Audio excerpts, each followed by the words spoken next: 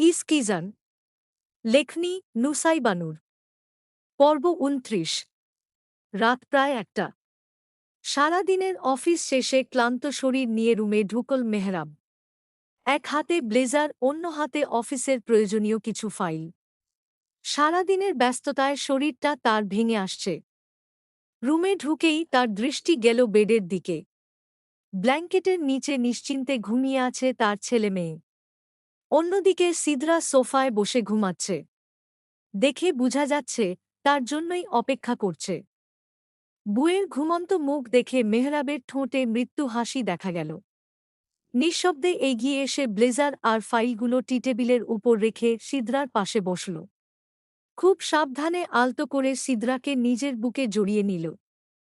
সিদরার কপালে একটি দীর্ঘ চুমু এঁকে তার মুখের দিকে এক দৃষ্টিতে তাকিয়ে রইল। অন্যদিকে পরিচিত স্পর্শ পেতেই ঘুম ভেঙে যায় সিদরার। আধুহুম চোখে স্বামীর মুখের দিকে তাকিয়ে তড়িঘড়ি করে সোজা হয়ে বসতে চাইলে মেহরাব আলতো করে আটকে দিয়ে নরম গলায় বলল, একটু আমার বুকে থাকুন, ভালো লাগছে। মেহরাবের কণ্ঠে ক্লান্তির ছোঁয়া টের পেয়ে সিদরা আর উঠল না। আলতো করে স্বামীর গলা জড়িয়ে ঘুম জড়ানো গলায় বলল, আজ আসতে এত দেরি হল কেন আপনার? মেহরাব অপলক দৃষ্টিতে সিদরার মুখ পানে চেয়ে রইল। ক্লান্ত চোখে একরাশ মুগ্ধতা আর ভালো লাগা। ভারী, শান্ত কণ্ঠে বলল, ফোনে তো বলেছিলাম আজ ফিরতে দেরি হবে। সিদরা মেহরাবের এক হাত নিজের দুই হাতে নিয়ে আলতো করে উল্টেপাল্টে দেখতে লাগল। আঙুলের ফাঁকে আঙুল রেখে অভিমানভরা গলায় বলল, হ্যাঁ, বলেছিলেন দেরি হবে। কিন্তু এতটা দেরি কেন হল? মা বলল আপনি নাকি সন্ধ্যার দিকেই অফিস থেকে বের হয়েছেন, অথচ বাসায় ফিরলেন এখন। সন্ধ্যা থেকে এত রাত পর্যন্ত কোথায় ছিলেন? কি এমন কাজ ছিল যে ফিরতে এত দেরি হল? সিদরার কণ্ঠে স্পষ্ট সন্দেহ প্রকাশ পেল। রাত করে বাড়ি ফেরায় সিদরা তাকে সন্দেহ করছে। পিচ্চি বউটা ও দেখি এখন তার দিকে নজর দিয়েছে। সে বাহিরে কি করছে না করছে সেটা নিয়ে ম্যাডাম চিন্তা করছেন দেখি। মনে মনে মৃদু হেসে উঠলে ও মুখে প্রকাশ করল না। সিদরার চুলে আলতো করে বিলি কাটতে কাটতে শান্ত গলায় বলল, আমার কাছে জবাবদিহিতা চাইছেন কেন? আমার অধিকার নেই বুঝি জবাবদিহিতা চাওয়ার? তৎক্ষণাৎ প্রত্যুত্তর করল সিদরা। কণ্ঠে কোনো জড়তা বা ভয় ছিল না। মেহরাব খানিকটা বিস্মিত হলেও সেই বিস্ময়ের চেয়ে বেশি ভালো লাগল তার উপর সিদরার এই অধিকারবোধ। ঠোঁটের কোণে ক্ষীণ হাসি ফুটিয়ে বলল, অফকোর্স আপনার অধিকার আছে। তবে ম্যাডাম কি আমাকে সন্দেহ করছেন? সিদরা ভ্রু বাজ করে গম্ভীর মুখে অন্যদিকে তাকিয়ে বিড়বিড় করল, রাত করে বাড়ি ফিরলে সন্দেহ করবে না তো কি পূজা করবে? মেহরাব সিদরার বিড়বিড় করে বলা কথা শুনে হাসল। সিদরার এই অধিকারবোধটাই তো সে দেখতে চেয়েছিল। সিদরাকে আরেকটু শক্ত করে নিজের সঙ্গে চেপে ধরে বলল, ম্যাডাম মেইবি ভুলে গিয়েছেন আমার আরেকটি প্রফেশনের কথা। সিদরা মাথা তুলে স্বামীর মুখের দিকে তাকায়। আগ্রহী হয়ে জানতে চাইল, গুন্ডামি করতে গিয়েছিলেন? থেমে আবার ও প্রশ্ন করল, কোথায় গুন্ডামি করতে গেছেন? কার সাথে গেছেন? কোনো নারী টারির কাছে যাননি তো আবার? সিদরার সন্দেহ দেখে মেহরাবের খারাপ লাগছে না, বরং এর মধ্যেই তাকে নিয়ে বুয়ের ভালোবাসা খুঁজে পাচ্ছে। তবে বউ তাকে সন্দেহ করে কষ্ট পাক এটা সে চায় না। সিদরার সন্দেহ দূর করতে বলল, না পাখি, আমি আমার কাজে ছিলাম। সিদরা আর কথাটা বাড়াল না। আলতো করে মেহরাবের বাহু থেকে নিজেকে ছাড়িয়ে নিয়ে জোর করেই তাকে ওয়াশরুমে পাঠিয়ে দিল ফ্রেশ হতে। আর নিজে নিচে নেমে গেল তার জন্য খাবার আনতে। মেহরাব ফ্রেশ হয়ে রুমে এসে দেখল সিদরা খাবার সাজিয়ে তার অপেক্ষায় বসে আছে। মেহরাবের আবদারে সিদরা নিজের হাতে মেহরাবকে খাইয়ে দিল। খাওয়া শেষ করে দুজন শোয়ার জন্য বেডের কাছে আসতেই দুজনেই থমকে গেল। ব্ল্যাঙ্কেটের নিচে ছোট্ট মাহা গোল গোল চোখ করে ফ্যালফ্যাল করে বাবা মায়ের দিকে তাকিয়ে আছে। মেয়েকে তাকিয়ে থাকতে দেখে মেহরাব আর সিদরা দুজনেই বিস্মিত হয়ে একে অপরের মুখের দিকে তাকাল। এই মেয়ে তো একটু আগেও গভীর ঘুমে ছিল। মেয়েটার ঘুম ভাঙল কখন? আর এতক্ষণ চুপচাপ শুয়েই বা কী করছিল? বাবা দেখামাত্রই মাহার ছোট্ট মুখে ঝলমলে এক হাসি ফুটল। মুহূর্তেই আনন্দে হাত পা ছুড়তে শুরু করল মাহা। বাবাকে দেখে সরু গলায় উচ্ছ্বসিত হয়ে ডেকে উঠল, পা, পাপ্পা, পা। মেয়ের সেই ডাক শুনে মেহরাব আলতো হাসল। বেডে উঠে মেয়ের পাশে শুয়ে তাকে আলতো করে বুকে টেনে নিল। মাথায় আর গালে কয়েকটি চুমু খেয়ে আদুরে কণ্ঠে বলল, বলো আম্মু, আমার আম্মুটার ঘুম ভাঙল কখন? মাহা বাবার বুকে শুয়ে নিজের ভাষায় গাইগুই করতে লাগল। সারাদিন পর বাবাকে পেয়েছে সে। দিন দিন বাবা পাগল হচ্ছে মেয়েটা। সিদরা পাশে বসে মেয়েকে নিজের কোলে নিতে নিতে নরম গলায় বলল, তোমার আব্বু অনেক ক্লান্ত আম্মু। আব্বুকে এবার একটু ঘুমাতে দাও। এসো আম্মুর কাছে আসো। আম্মু তোমাকে ঘুম পাড়িয়ে দিচ্ছে। মাহা বাবার কোল ছেড়ে মায়ের কোলে থাকতে নারাজ। সিদরার কোলে থেকেও ছোট্ট দুই হাত বাড়িয়ে বারবার বাবার কোলে যাওয়ার চেষ্টা করছে। মেহরাব এবার আর তাকে কোলে নিল না। সে এগিয়ে গিয়ে ঘুমন্ত সিজানের পাশে শুয়ে আলতো করে ছেলের কপাল আর গালে চুমু খেল। সিজানকে বুকে জড়িয়ে ফিসফিস করে বলল, আমার আব্বুটা।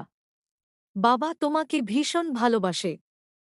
কথা শেষ করে ছেলেকে বুকে নিয়েই পাশ ফিরে শুয়ে পড়ল মেহরাব। এদিকে মাহা বাবার কাছে যাওয়ার জন্য সিদরার কোলে মোচড়ামুচড়ি শুরু করে দিল।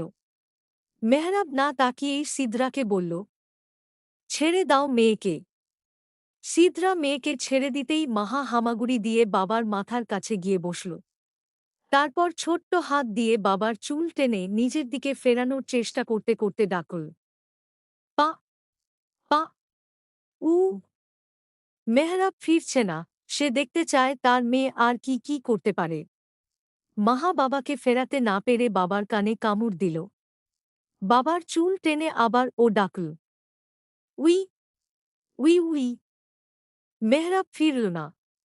মাহা তার ছোট হাতে মেহরাবের নাক কান গালে ঘামছে ধরল। তবুও যখন বাবাকে ফিরতে না দেখে মেয়েটা গুনগুন শব্দ করে কাঁদার অভিনয় শুরু করল। মাহার অভিনয়ের কান্না দেখে সিদরা আর মেহরাব দুজনেই মুখ চেপে হাসছে। এমন ড্রামাবাজ মেয়ে তাদের ঘরে কিভাবে এল, সেটা ভেবে দুজনের মাথায় আসছে না। মাহা কাঁদো কাঁদো মুখে মায়ের দিকে তাকাল। মেয়ের সেই অসহায় মুখ দেখে সিদরাও ঠোঁট উল্টে তার সুরেই বলল, বাবা কোলে নেয় না আমার আম্মুটাকে। মাহা এক আঙুল দিয়ে বাবার দিকে ইশারা করে নিজের ভাষায় অভিযোগ জানাল, ইতা, ইতা, ইতা। আবারও বাবার চুল মুঠো করে ধরে নিজের দিকে ফেরানোর চেষ্টা করতে লাগল। এভাবে টানাটানি করায় মেহরাবের মাথায় বেশ ব্যথা লাগছিল। শেষ পর্যন্ত মেয়ের জ্বালায় হার মেনে পাশ ফিরে তাকায়। বাবাকে তাকাতে দেখে মাহার মুখ জুড়ে ঝলমলে হাসি ফুটে উঠল। মেহরাব এক হাতে বুকে জড়িয়ে রাখা সিজানকে সামলে অন্য হাত বাড়িয়ে মাহাকেও নিজের বুকে টেনে নিল। দুই সন্তানকে দুই পাশে নিয়ে শুয়ে এবার সে সিদরার দিকে তাকায় মেহরাব।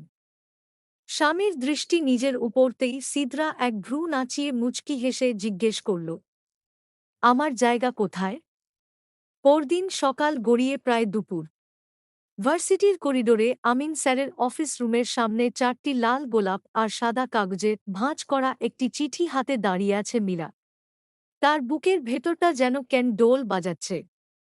দরজার একটু দূরে আনিশা আর তার কয়েকজন বন্ধু দাঁড়িয়ে ইশারায় তাকে সাহস দিচ্ছে। মীরা নিজের বুকের উপর আলতো করে ফুঁ দিয়ে সাহস নিয়ে কাঁপা হাতে দরজায় নক করল।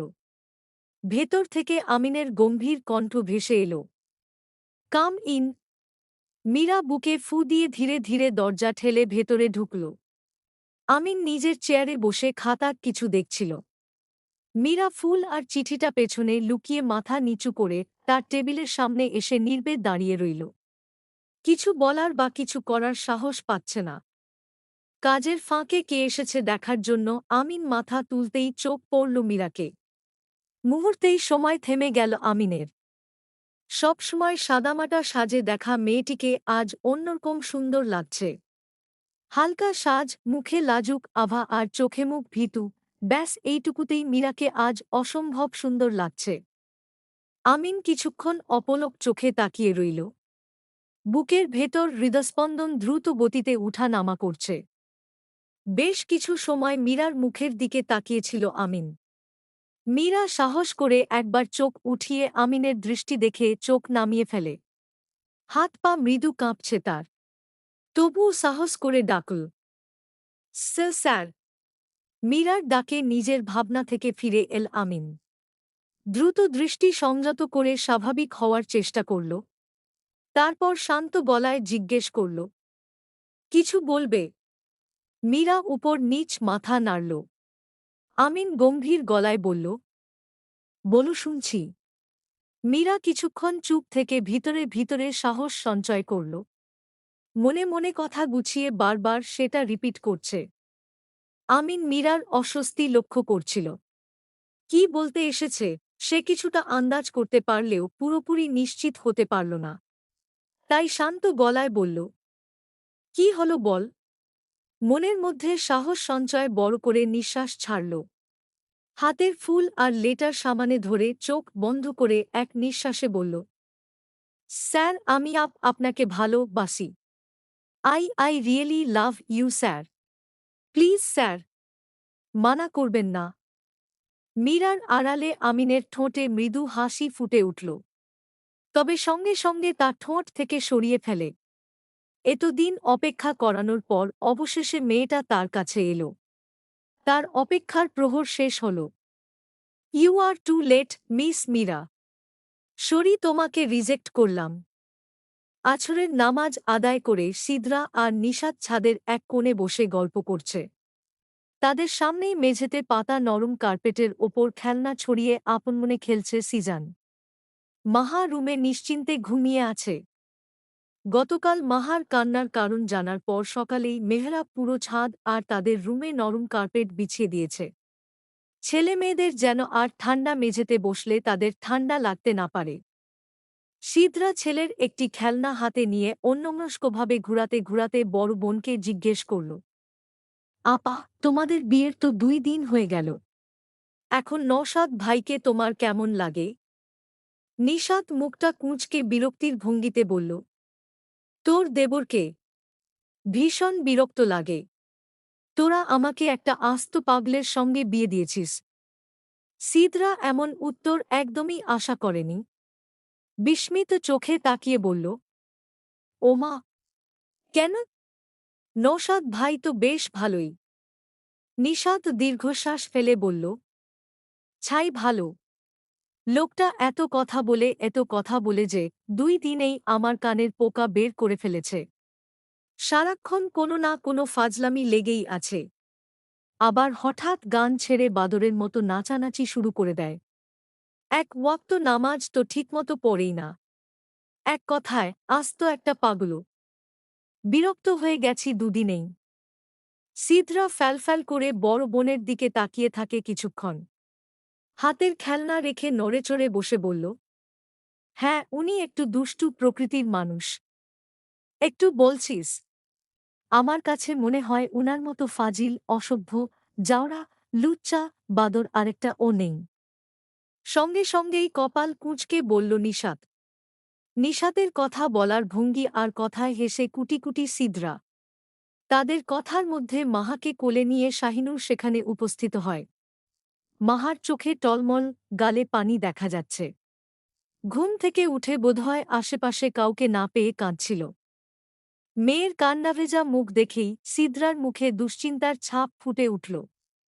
তড়িঘড়ি করে উঠে মেয়েকে কোলে নিতে নিতে শাশুড়িকে জিজ্ঞেস করল, মাহা কখন উঠেছে, মা? শাহিনুর আলতো হেসে নিশাতের পাশে বসতে বসতে বললেন, তোমাকে খুঁজতে তোমাদের রুমে গিয়েছিলাম। গিয়ে দেখি বেডে শুয়ে শুয়ে কাঁদছে। পরে মীরার কাছে শুনলাম তোমরা ছাদে আছ। তাই ওকে নিয়ে চলে এলাম। মাহা মাকে পেয়ে মায়ের বুকে মুখ গুজে ফোঁপাচ্ছে। সিদরা মেয়ের মাথায় আদুরে হাত বুলিয়ে দিতে দিতে বলল, আমার আম্মুটাকে একা রেখে এসেছিলাম। আমার আম্মুটা কাউকে না পেয়ে ভয় পেয়েছে। আগের জায়গায় এসে বসল সিদরা। মাহাকে বুকের দুধ দিতে দিতে শাহিনুরের দিকে তাকিয়ে সিদরা জিজ্ঞেস করল, খুঁজছিলেন যে মা? কিছু বলবেন? শাহিনুর বললেন, হ্যাঁ, তোমাদের দুই বোনকেই খুঁজছিলাম। আসলে 2 দিন পর গ্রাম থেকে নৌশাদের নানু আসবে তোমাদের দুজনকে দেখতে। শাহিনুরের কথায় নিশাত বলল, এ তো ভালো কথা মা। উনি আসুক না। আপনাকে চিন্তিত দেখাচ্ছে কেন? শাহিনুর বললেন, নৌশাদের নানু অনেক কড়া স্বভাবের একটা মানুষ। তবে মনের দিক দিয়ে উনি ভীষণ ভালো। নৌশাদের বাবা মা মারা যাওয়ার পর উনি একমাত্র আমাকেই নৌশাদের দায়িত্ব দিয়েছেন। এমনকি নৌশাদের চাচার কাছে ও দেয়নি। উনার কাছে নিতে পারতেন, তবে উনার ছেলের বউ তেমন একটা সুবিধার ছিল না। সেই যাই হোক, উনি আমার কাছে অনেক সম্মানিত একজন ব্যক্তি। উনার কথায় কথায় খুঁত ধরার স্বভাব। যদি কাউকে পছন্দ করে ফেলেন তবে তাকে অনেক আদর করেন। তোমরা দুজন পারবে না একটু সাবধানে থাকতে? শাশুড়ির কথায় দুবোন মাথা নেড়ে হ্যাঁ বুঝাল। শাহিনুর আবার বললেন, উনি যতদিন থাকবে ততদিনই একটু কষ্ট করে শাড়ি পরবে। একটু সেজেগুজে পরিপাটি থাকার চেষ্টা করবে। উনার সব কথা মনে নিবে না একদম। তোমরা দুজনেই আমার লক্ষ্মী বউ, সেজন্য এই ব্যাপারে আমার চিন্তা নেই। তবে সিদরা। নিজের নাম ধরে ডাকায় সিদরা উত্তর দিল, হ্যাঁ মা। শাহিনুর পাংশে মুখে বলা শুরু করলেন, উনার সঙ্গে উনার নাতনি আসবেন। নাম মিম। বছর 1 আগে বিয়ে হয়েছিল, তবে যা স্বভাব ছিল মাস 6 পর ডিভোর্স হয়ে যায়। এই মিম মেয়েটা আস্ত বেহায়া আর বেয়াদব। মেহরাবকে আগে থেকে আবার সে পছন্দ করত। আমি পুরোপুরি সিউর না, তবে আমার মনে হয় এই মেয়েটা তোমার আর মেহরাবের মধ্যে ঢোকার চেষ্টা করবে। একটু সাবধানে থাকবে তুমি। আর মেহরাবকে এই মেয়ের থেকে দূরে দূরে রাখবে। মেয়েটা মেহরাবকে পছন্দ করে। কথাটা শুনে সিদরার মুখটা গম্ভীর হয়ে যায়। বুকের ভেতর অজানা এক অস্বস্তি খচচ করছে। নিজের স্বামীকে অন্য কোনো মেয়ের পছন্দের তালিকায় ভাবতেই তার রাগ লাগছে। তবুও সেই খারাপ লাগাটা মুখে প্রকাশ করল না। মাহাকে বুকে আগলে রেখে শান্ত গলায় বলল, আচ্ছা মা। মাহা মায়ের কোল থেকে নেমে হামাগুড়ি দিয়ে সিজানের কাছে চলে যায়। মেঝেতে ছড়িয়ে থাকা খেলনা দিয়ে দুই ভাই বোন খেলতে শুরু করে। শাহিনুর, সিদরা, নিশাত সন্ধ্যার আগ পর্যন্ত সেখানে বসে নিজেদের মধ্যে গল্প করে। মাগরিবের আজান দেওয়ার সাথে সাথে বাচ্চাদের নিয়ে 3 জন নিচে নেমে যায়। চলবে।